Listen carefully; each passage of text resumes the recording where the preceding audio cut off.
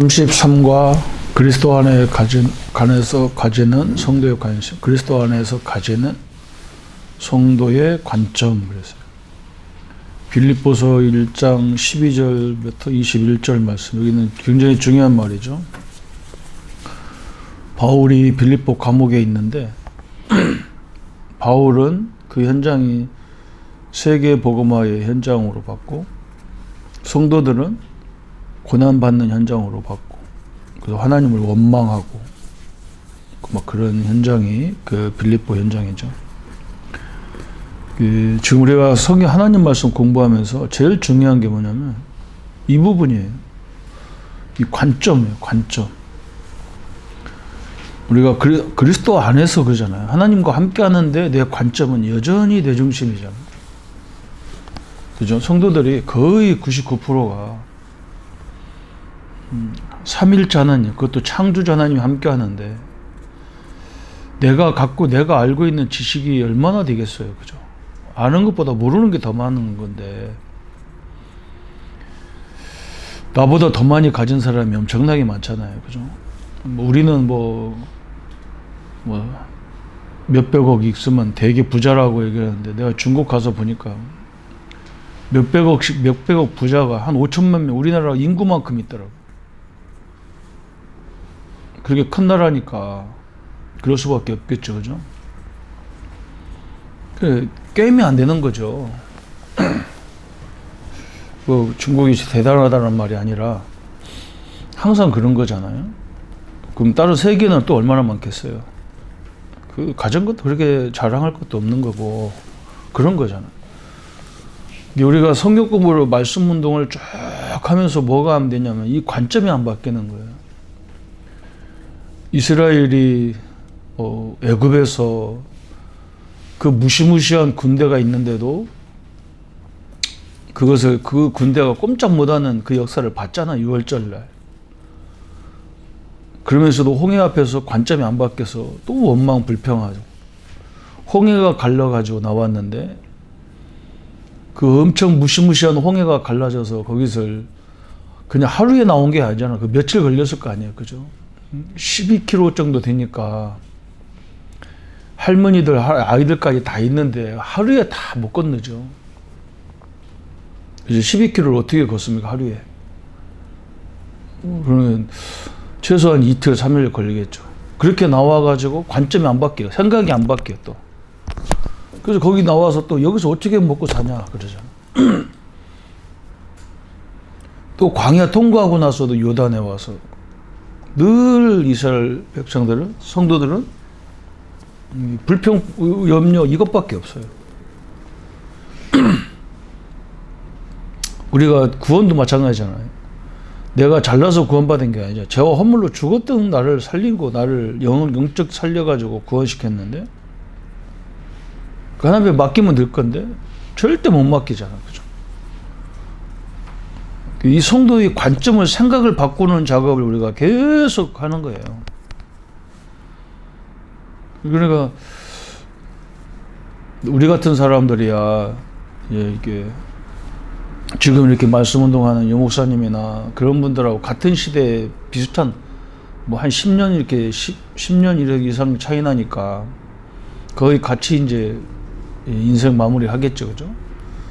그러나 우리 여러분은, 우리 목사님이나 준목이나 전도사님들은 다음 세대의 사람들이란 말이에요. 우리가 우리가 천국 가고 난 후에 이제 또 해야 될 일, 사역을 해야 될 사람들이란 말이죠. 그럼 여러분은 뭘 준비해야 되는지를 철저히 알아야 되는 거죠. 그냥 목사님 나오는 메시지에 따박따박 그냥 어떤 노트다 적어 놓고 앉아가지고 그게 내 거라고 생각하면 큰일 나죠. 이것을 완전 내 것으로 만들어야 돼. 자료가 있다고 해서 내 것이 아니잖아요. 이걸 내가 능숙난하게 해봐야 되는 거예요. 그래서 성도들을 이렇게 계속 내가 맡은 분야 일주일에 20명, 30명 되는 걸 내가, 이 사람들은 내가 어떤 방법으로 전화로 하든지 실제로 가든지 한 번씩 만나야 되겠다. 내가 그런 걸 해본 거예요. 전도사 때. 나는 우리 교회가 너무너무 감사했던 게 뭐냐면 다락방을 반대하면서도 내가 현장에 말씀 운동을 가서 신방하면서 이 말씀 운동을 펴는 것을 방해를 안 하셨어요. 마음껏 하도록 냅뒀어요. 그리고 내가 따뜻한 짓을 안 하니까 교회가 그걸 허락을 한 거예요.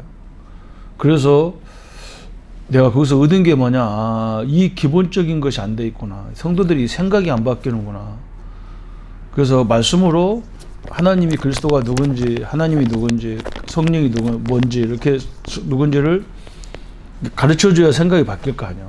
그래도 안 바뀌는데.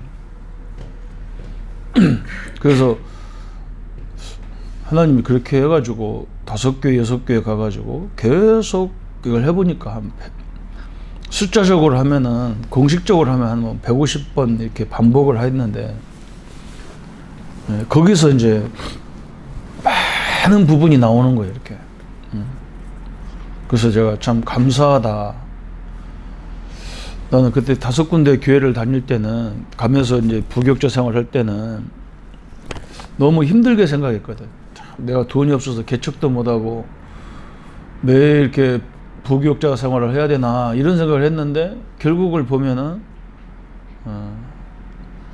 나같이 5번 다른 교회 부교육자 생활을 5군데에 가서 하면 이런 식으로 한다 그러면 다 외워지겠죠. 그죠? 뭐 150번 해서 아무리 머리가 나쁜 사람도 150번 반복하면 다 외워지죠. 외우려고 해서 외워진 게 아니라 외워졌다고요. 이게 내 것이 돼버린 거예요, 그냥. 이걸 어떻게 하나 저렇게 하나, 그런 문제가 아니라고, 이게 문제가. 그래서 나는 가만히 앉아있는 그 자체가 시간이 저 사람은 시간도 많다 싶은 거예요. 저게 얼마나 나를 훈련할 수 있는, 내가 제자가 안 돼 있는데, 내가 생각이 안 바뀌어 있는데, 내가 내 생각을 바꾸면서 하는 게 아니오. 나도 안 바뀌었는데 현장에 가보면 저 사람이 생각이 안 바뀌었어. 그러면 그 사람 바꾸라면서 내가 바뀌는 거예요. 예, 그것을 계속, 나는 너무 재밌게 했거든요. 이 부분, 오늘 33과가 예, 굉장히 중요한 과예요. 묘하게도 이게 우리 현장 보면서 중간이잖아요. 67과니까 33과가 가운데 부분인데, 그리스도 안에, 내가 그리스도 안에 있다는 말은 하나님 안에, 성령 안에, 보좌 안에, 시공간을 초월하는 안에 있단 말이잖아요. 내가 청와대 안에 있고 내가 노아 방주 안에 있잖아요. 뭐 노아 방주 안에 있는 사람이 넘어진들 아무 의미가 없잖아, 그죠? 넘어져도 상관없잖아요. 방주 안에 있는데. 아니, 서울 가는 기차 안에 타 있으면 넘어져도 서울 가거든. 그죠? 거기서 쇼를 해도 서울 가는 거예요. 노아 방주 바깥에 있는 게 문제지, 안에 있는 사람은 전혀 상관없어요. 그래서 노아 시대에 똑같은 물 가지고 한쪽은 구원받았고 한쪽은 저주받았어요. 우리가 또 마찬가지죠. 내가 그리스도 안에 없다고 생각하면 똑같은 문제 때문에 남들은 죽고 나도 죽고 그래야 돼. 그렇잖아요, 그죠? 늘 그 생각을 해야 돼. 우리는 노아 방주 안에 있는 거예요. 어떤 상황이 와도 노아 방주 안에 있는 거예요. 그래서 똑같은 사건인데 우리는 응답받는 거예요. 우리는 그리스도 안에, 노아 방주 안에 있기 때문에 코로나 때문에 다른 사람은 죽어야 해도, 어려움 당해도 우리는 거기서 응답받는 거예요. 그 차원이 완전 다른 거예요. 그 차원이. 근데 거의 대부분 사람들이 노아 방주 바깥에 있다고 생각하는 이게 문제예요. 그죠? 이건 완전 저주인 거예요. 이건 불신자예요, 이건. 교회 오는 불신자잖아요. 이게 너무너무 답답한 현장이죠. 그죠? 그래서 서론에 나왔습니다. 자주 하나님의 축복은 고난이라는 가면을 쓰고 나타난다. 고통이라는 가면을 쓰고 나타나기 때문에 많은 사람들이 낭망하고 여기서 많은 축복을 놓치게 된다. 변장된 하나님의 축복은 시험이라는 옷을 입고 나타나서 사람을 통하여, 환경을 통하여, 사건을 통하여 나타난다. 하나님 왜 이렇게 하실까? 그것은 하나님의 참 축복을 믿음 가진 자에게 주시기 위함이다. 진짜 믿는 자에게만 주시려고 하는 거죠. 또 겸손히 인내한 자에게 주시기 위함이다. 또 기도의 사람에게 주시기 위함이다. 너무 중요하죠. 만약에 이렇게 안 오면, 이런 고난 같은 가면으로 쓰고 이렇게 축복이 안 오면, 내가 볼 때 우리 기독교인들은 한 사람도 그걸 받을 수 있는 조건이 안 돼. 나는 불신자들을 보면서요, 기절할 정도로, 기절할 정도. 그죠? 아침에 그 새벽에 일어나서 우리가 교회 올 때 보세요. 무슨 안 믿는 사람 차가 막 확 나간다 아닙니까? 그 보면 무섭잖아요. 야, 저렇게 새벽부터 일어나가지고. 이게 서울에 가서 보니까요, 여기는 또 비교도 안 돼. 우리 동서는 보니까 2시간 출근하더라고. 2시간씩 왔다 갔다 하는데 2시간씩 걸리더라고. 그럼 4시간을 걸리는 거예요. 좀 예원교회 그쪽에서 시작해가지고 저 강남 끄트머리까지 가더라고. 그걸 2시간씩 출퇴근하는 거예요. 그 서울 같은 교회도 몇 시간씩 다니잖아요. 몇 시간씩 걸려서.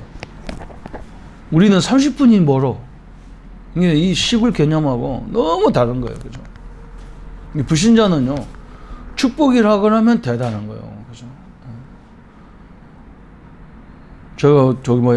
우리 시티7 건설할 거기 이렇게 거기 방 하나 하려고 사람들이 막 그 앞에 줄 쫙 서 있는데요.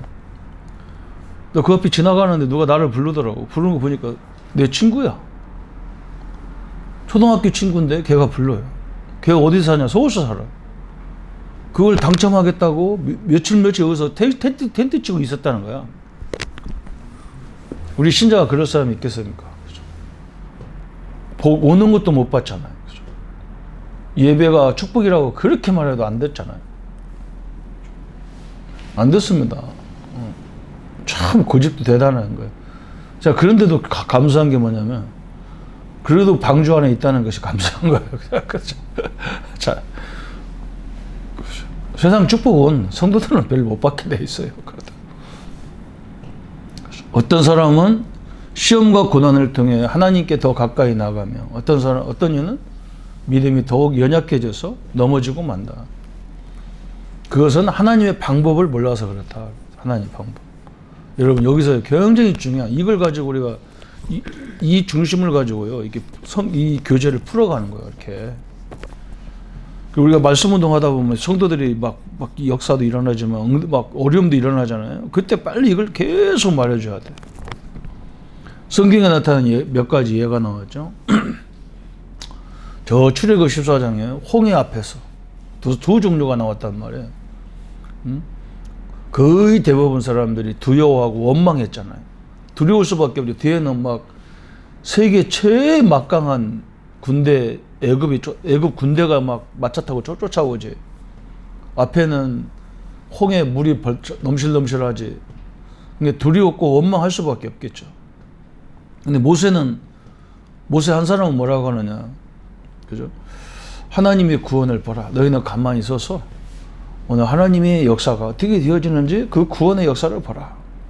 하나님이 친히 싸우시리라. 엄청난 고백을 하죠. 창세기 39장에 요셉은 노예로 팔려갔는데 감옥에 가고, 그죠? 근데 요셉과 하나님이 함께 하셨다. 요셉은 원망 불평 안 했어요. 하나님이 이렇게 축복하는 걸 알기 때문에 그래요. 욥도 마찬가지요. 욥기 1장 20절 22절. 주신 자도 여호와시고 취할 자도 여호와다. 예레미야 33장에도 마찬가지잖아요. 이 일을 행하는 것도 여호와고 이것을 해결하는 것도 여호와다. 그렇게 말했어요. 항상 문제 앞에는 두 종류가 나오는 거예요. 두 사람이. 그래서 환난 당할 때 넘어지는 이유가 뭐냐? 하나님의 방법을 몰라서 그렇다. 로마서 8장 28절. 하나님은 그런 것들까지 다 합력하여 선을 이루는 거예요. 이게 저는 내 과거가 내 인생의 과거 이 모든 것이 우리 집안이나 우리 부모님이나 내 인생이 좋은 것도 많지만 문제도 많고 부끄러운 것도 참 많이 있었어요.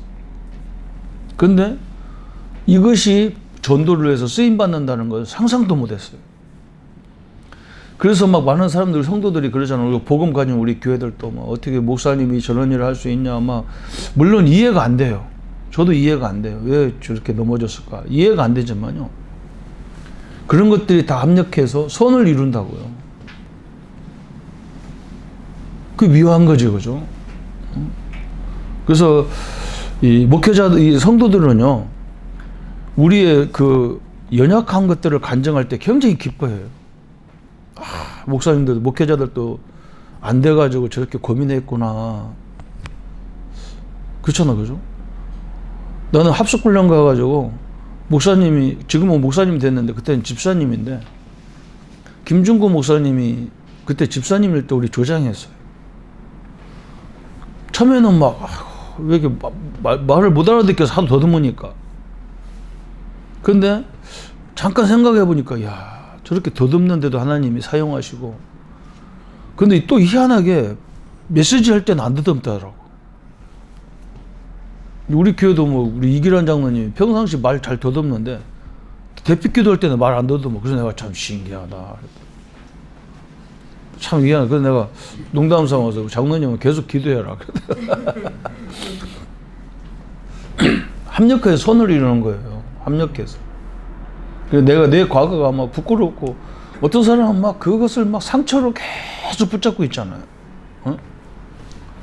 막 목회자한테 막 이 본 것을 막 상처 붙잡고 다녔잖아. 나는 그래.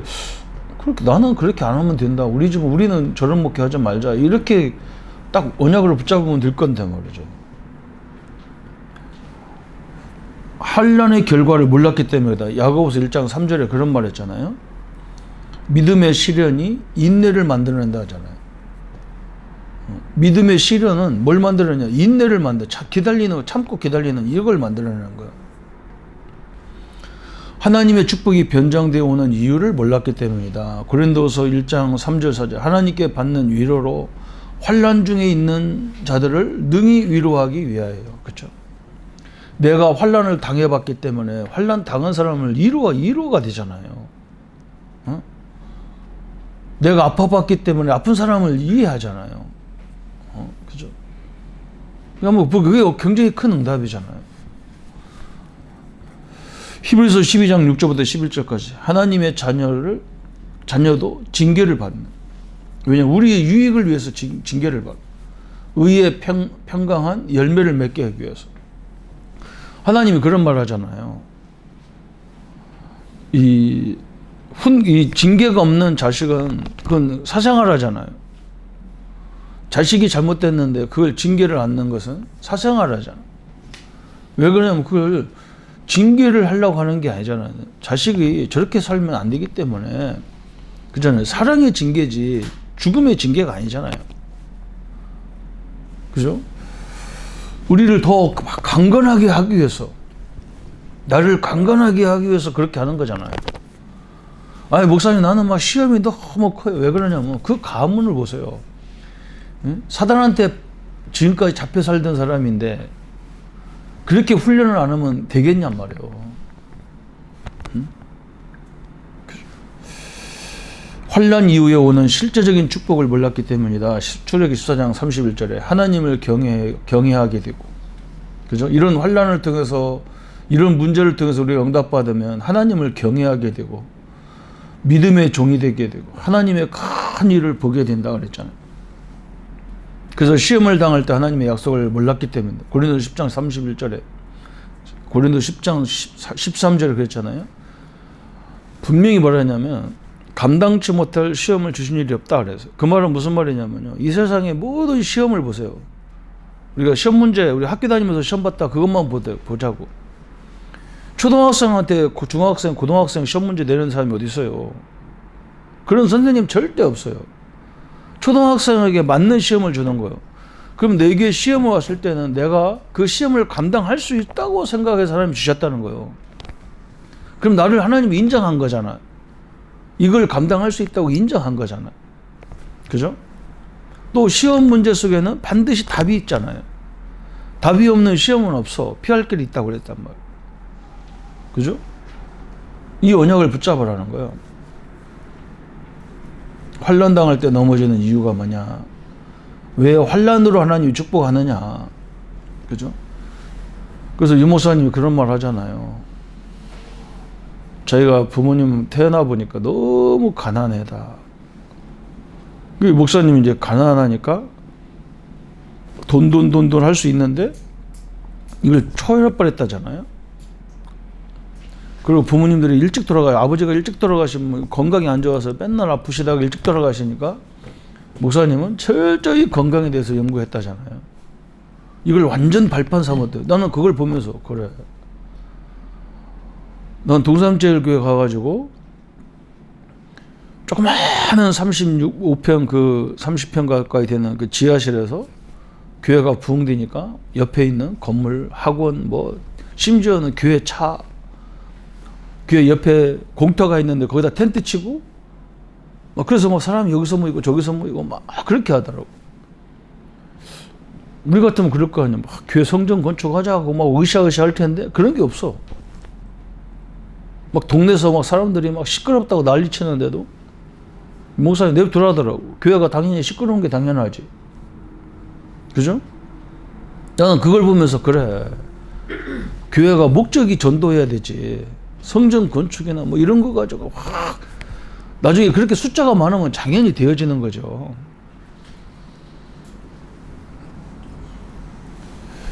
그때 당시에 어린이 교학교 하는 지금은 목사님 돼 있어요. 그 사람 그분도 그 여자분인데 지금 미국서 목회하셨는데 그분이 어린이 교학교를 교회가 너무 작으니까 자기네 교회에서 자기네 집에서 한 거예요. 어린이 교학교를. 그래서 이제 30평 이렇게 교회를 건물을 얻어가지고 이제 자기가 좋았대. 막 그 맨날 주일 아침마다 막 자기 집 치워놓고 막 애들 모아야 되니까 이제 성전이 이제 생겼으니까 거기 가서 예배 드렸으면 좋겠다. 목사님한테 여기서 목사님 이제 우리 집에서 안 하고 여기서 교회 와서 우리가 예배하면 안 되냐 했더니 목사님 무슨 소리냐? 네 집에서 해야지. 자기가 뭐 얼마나 당황스러운지. 이제 교회가 생겼는데 왜 우리 집에서 하냐고 어린이 교학교를. 그래서 목사님이 뭐라고 하냐면 그 사람이 그 집사님이 그걸 언약으로 딱 붙잡았어. 그래서 이왕이면 뭐 하나님 큰 집을 달라고. 그래 내가 어린이 교학교를 본격적으로 할까 아니냐. 큰 집을 달라고 했다. 그럼 다락이 있는 큰 집을 줬더라고요. 하나님. 저는요. 문제를 기도 제목으로 붙잡고 기도하는 사람은요. 반드시 응답받게 돼 있어요. 그래서 환난 당할 때 어떻게 해야 됩니까? 그래. 빌립보 4장 6절 7절에 그래서 사도 바울이 그랬잖아요. 모든 일에 기도와 간구로 감사함으로 하나님께 아뢰라. 모든 염려를. 그럼 하나님이 너희 마음과 생각을 평강 하나님이 너희 마음과 생각을. 그게 우리가 제일 잘못된 게 마음과 생각이라는 거예요. 한마디로 말하면. 응? 하나님의 평강이 내 마음에 왜 임합니까? 제일 먼저 내 마음에 임해야 돼요. 데살로니가서 5장 18절에 범사에 감사하라. 그렇죠. 이것을 하나님의 뜻이기 때문에 그렇다. 히브리서 13장 15절에 항상 찬미의 제사를 하나님께 드리자. 찬미의 제사를 드리라는 거예요. 찬양의 감사의 이 제사를 드리라는 거예요. 그럴 수밖에 없죠, 그죠? 우리는 이 관점이 생각이 굉장히 중요한 거예요. 참 생각이. 그래서 이게 틀렸단 말이에요. 이게 틀렸어. 그래서 맨날 전도를 나는 뭐 어디서 합니까? 왜 나는 문이 안 열립니까? 다 문 열어놓도 못 보는 것이 지금 내가 문 안 열렸다는 거예요. 이게 얼마나 답답하냐고. 그죠?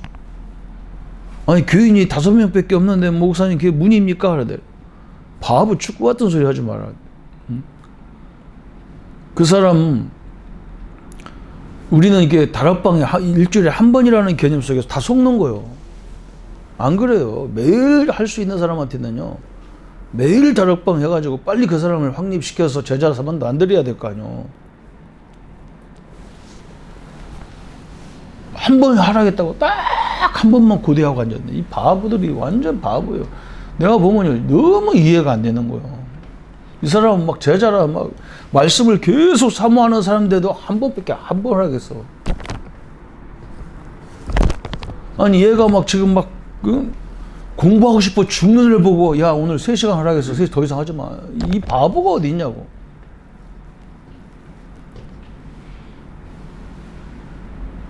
빨리 가르쳐가지고 응? 옛날에 우리 초등학교 다닐 때 내가 이제 반장을 많이 했거든요. 잘나서 반장한 게 아니라 우리 집안이 막 그러니까 막 선생님이 막 시키더라고.